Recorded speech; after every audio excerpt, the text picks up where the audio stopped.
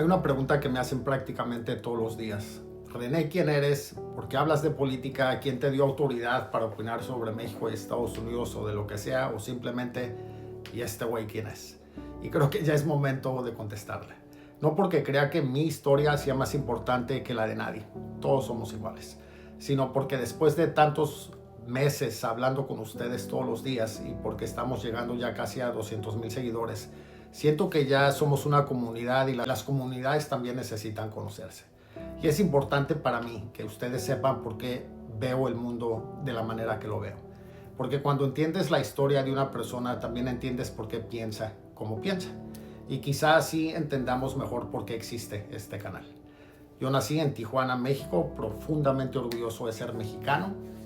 Pero mi infancia no fue fácil. Mi papá tenía problemas serios de alcohol, drogas y violencia y muchas noches mis hermanos y yo escuchábamos que llegaba a la casa y corríamos a nuestras camas para hacernos los dormidos, porque sabíamos que cuando él llegaba venían los gritos, el miedo y muchas veces la violencia.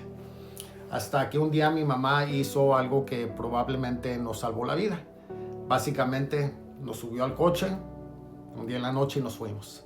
Y nunca olvidaré ese momento porque hoy siendo adulto entiendo el valor que tuvo una mujer muy joven con 3 hijos pequeños, sin dinero y sin saber qué iba a pasar al día siguiente.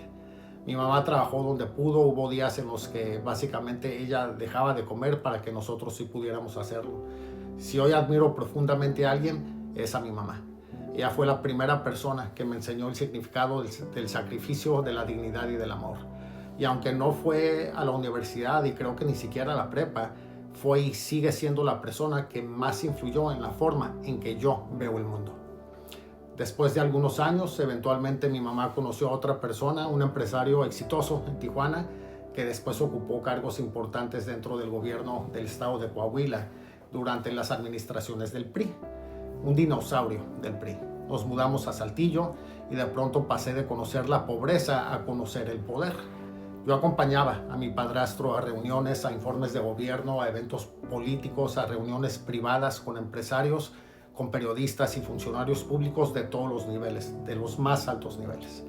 Y lo vi con mis ojos de cerca y desde adentro cómo funcionaba ese mundo. Conocí gobernadores, alcaldes, secretarios, empresarios, vi decisiones importantes tomarse detrás de puertas cerradas y también vi cosas que me marcaron para siempre. Vi corrupción, abuso de poder, privilegios que para la mayoría de los mexicanos eran impensables. Y no estoy diciendo que todas las personas del PRI eran corruptas. Estoy hablando de lo que yo vi y viví con mis ojos. Y esa experiencia me dejó una inquietud que me sigue acompañando. ¿El poder se está usando para ayudar a la gente o para aprovecharse de ella? Porque mientras yo veía con mis ojos que algunos acumulaban fortunas grotescas, nunca olvidé de dónde yo venía. No podía olvidar a mi mamá y a mis hermanos. Y no podía olvidar a las demás familias que seguían luchando todos los días como la mía, simplemente para salir adelante. Y entendí algo que me acompaña hasta el día de hoy. El problema nunca es solamente quién tiene el poder. El verdadero problema es cómo se decide usarlo. Y yo no elegí dedicar mi vida a entender el poder. El poder llegó muy temprano en mi vida y me obligó a entenderlo. Mi primer trabajo fue en Chula Vista, California, en el Carl's Jr., haciendo papas y hamburguesas. De ahí me ofrecieron un trabajo al lado en la Payless vendiendo zapatos, ganando 10 centavos más la hora que en el Carl's Jr. Con el tiempo me casé, tuve hijos y emigré a Estados Unidos y aquí comenzó otra etapa de mi vida. Me tocó trabajar, estudiar, aprender, equivocarme como ser imperfecto que soy, empezar desde abajo como millones de inmigrantes, como muchos de ustedes. Poco a poco fui creciendo profesionalmente. Trabajé en la industria de telecomunicaciones, industria del agua, después en energía.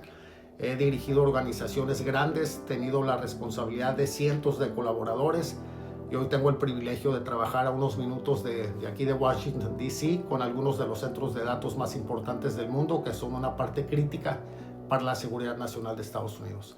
Y tengo la bendición de poder pasar parte del año en Estados Unidos y parte en México. Y es importante para mí que sepan que nunca he olvidado de dónde vengo, porque nunca he dejado de ser ese niño mexicano que vio a su mamá luchar para sacar adelante a sus 3 hijos y que todavía de vez en cuando lo sigue haciendo. Ojo, mis hermanos. También tuve la oportunidad, y lo digo con humildad, de estudiar una licenciatura en negocios globales en California y de estudiar una licenciatura y una maestría en la Universidad de Harvard. No lo digo por presumir para nada. Harvard me dio herramientas, me enseñó a pensar críticamente, a entender el valor del estudio continuo, de la lectura, la escritura y las relaciones. Pero mis principios no nacieron ahí. Mis principios nacieron mucho antes. Los aprendí viendo a una madre luchar por sus hijos, viendo lo que hace la violencia dentro de una familia. Los aprendí viendo desde dentro cómo el poder puede proteger y ayudar a sociedades a florecer y también cómo puede destruir. Y probablemente esto sea lo que más define este canal. Mi mayor pasión no es la política, no me gusta.